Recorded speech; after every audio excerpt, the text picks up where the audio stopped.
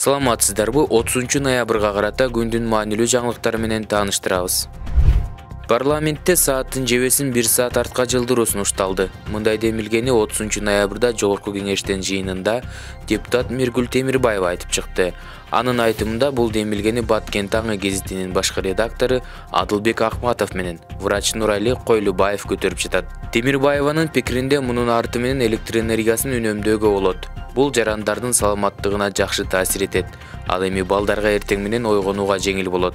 Демилгени депутат Сүйүнбек Өмүрзаков колдоду. Ал президенттин жана министрлер кабинетинин парламенттеги ыйгарым укуктуу өкүлү Алмазбек Абытовдон сунушту карап чыгууну өтүндү. Эгер бизди көрүп жаткан болсоңуз, лайк басууну унутпаңыз. УКМКнын башчысы Камчыбек Ташиев 1 декабрдан тагыраагы эртеңден баштап Кыргызстандын аймагында бир дагы интим кызмат көрсөткөн түйүн болбой турганын билдирди. Бул билдирүүнү Ташиев бүгүн 30-ноябрда УКМКнын Ысык көл облусу боюнча Балыкчы шаардык башкармалыгынын жаңы имаратынын ачылышында жасады. Атайын кызматтын башчысы учурда УКМКнын кызматкерлери үчүн жарандарга интимдик кызмат көрсөткөн ар кандай оюн-зоок жайларын, мончо комплекстерин жана сойкуканаларды уюштуруудагы мыйзамсыз аракеттерге бөгөт коюу боюнча мамлекеттик органдардын ишмердүүлүгүн көзөмөл жүргүзүү артыкчылыктуу милдет болуп турганын айтты. Мамлекеттик жана муниципалдык органдардын жана укук коргоо органдарынын жетекчилерине 2023-жылдын 1 декабрына чейин республика боюнча мындай мекемелердин ишин токтотуу тапшырмасы берилди. Өз учурунда УКМКга аталган мекемелердин иши уланып жатканы тууралуу маалымат келип түшсө, жергиликтүү өз алдынча башкаруу органдарынын жана укук коргоо органдарынын жетекчилери ээлеген кызматтарынан четтетилет,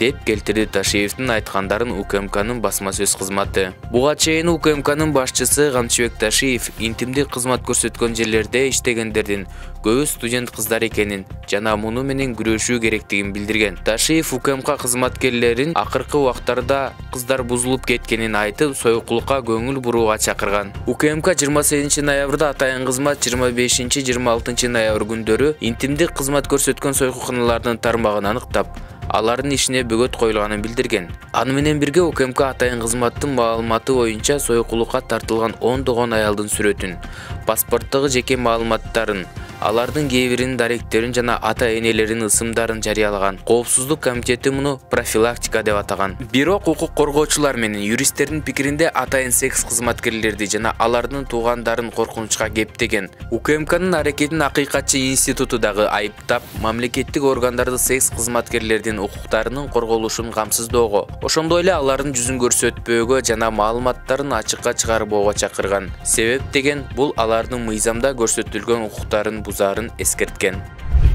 30-ноябрда Дордой, Орто Сай жана Мадина базарларынын соодагерлери салык саясатына нааразы болуп, патент системасын калтыруу талабы менен нааразычылык акциясына чыгышты.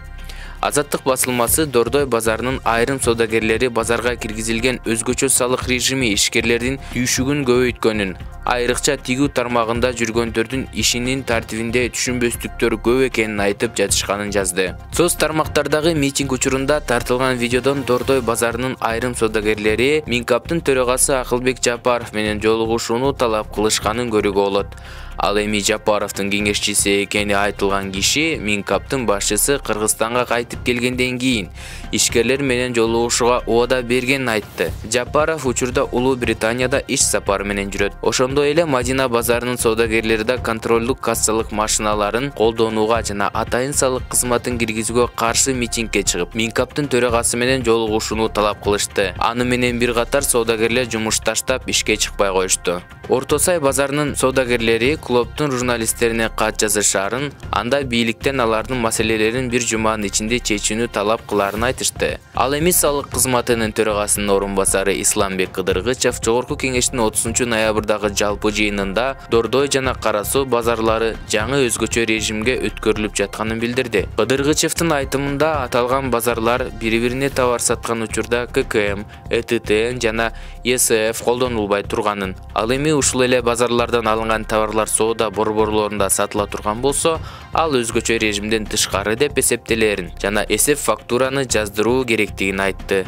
Ал эми товар экспортко жөнөтүлгөн учурда аталган документтер талап кылынбайт. Аны менен катар Кыдыргычев өзгөчө режим патенттин бир түрү экенин, бирок патентте түшкөн акча боюнча чектөө болсо, мында чектөө алынганын белгиледи. Кече 29 ноябрда Кара Суу базарынын ишкерлери контролдук кассалык машиналарын милдеттүү түрдө колдонууга каршы митингге чыгышкан. Ошондой эле салык кызматы Кара Суу жана Дордой базарларынын ишкерлери ККМ колдонуудан бошотулаарын билдиришкен. Акыркы 2 жылда кыргыз бийлиги товар же кызмат көрсөтүү менен алектенген ишкерлер үчүн бир катар инновацияларды киргизди.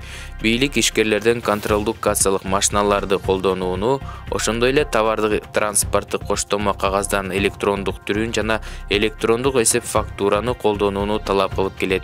Буга байланыштуу Бишкекте жана бир катар аймактарда нааразычылык акциялары өткөн. Күндүн маанилүү окуялары менен таанышып туруу үчүн бул коңгуроону басып, YouTube каналыбызга катталсаңыз болот.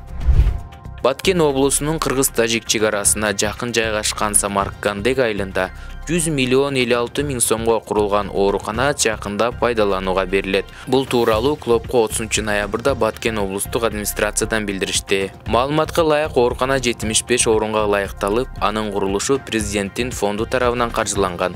Учурда оорукана керектүү эмеректер менен камсыздалды. Баткен райондук администрациясынын маалыматына ылайык Самаркандек айыл аймагында 15 миң калк жашайт. Буга чейин Кадамжай районуна караштуу Үч Коргон айылындагы 5 жыл мурда башталып, кийин курулушу токтоп калган оорукананын имараты 31 августта тапшырылары айтылган. Имараттын курулушуна мамлекеттик бюджеттен 58 миллион сом бөлүнүп, аны финансы министрлиги каржылаган. Дагы башка жаңылыктар менен кененирээк таанышуу үчүн клубдун Telegram каналына катталсаңыз болот.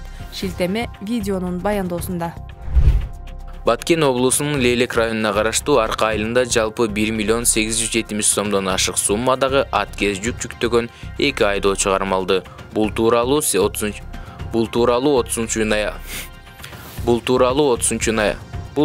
30 ноябрда УКМКдан билдиришти. Маалыматка караганда үстүбүздөгү жылы 16 ноябрда Арка айылында жайгашкан кампада чет мамлекеттин номуру табылган Hyundai Porter унаасынын 870 миң сомдон ашык суммада кондитердик азыктар аныкталган. Бул ишке байланыштуу 31 жаштагы кыргызстандык жаран кармалды. Аны менен катар 21 ноябрда аталган айылдагы жеке үйлөрдүн биринен Mercedes-Benz Sprinter үлгүсүндөгү чет элдик мамлекеттик номурлуу унаадан 1 миллион сомдон ашуун суммадагы эл керектөөчү товарлардын аткез жүгү кармалды. Аталган фактылардын негизинде кылмыш иши козголуп, иштин жагдайларын жана ага тиешеси бар тургундарды аныктоо боюнча иликтөө иштери башталды. Буга чейин 28 октябрда Кыргыз-Тажик чегарасындагы Кыргызстан соода түйүнүнүн кампа жайынан тиешелүү документтери жок бир топ көлөмдөгү эл керектөөчү товарлар жана медициналык препараттар табылган. Атайын кызмат бул ишке байланыштуу текшерүү иштерин баштаган.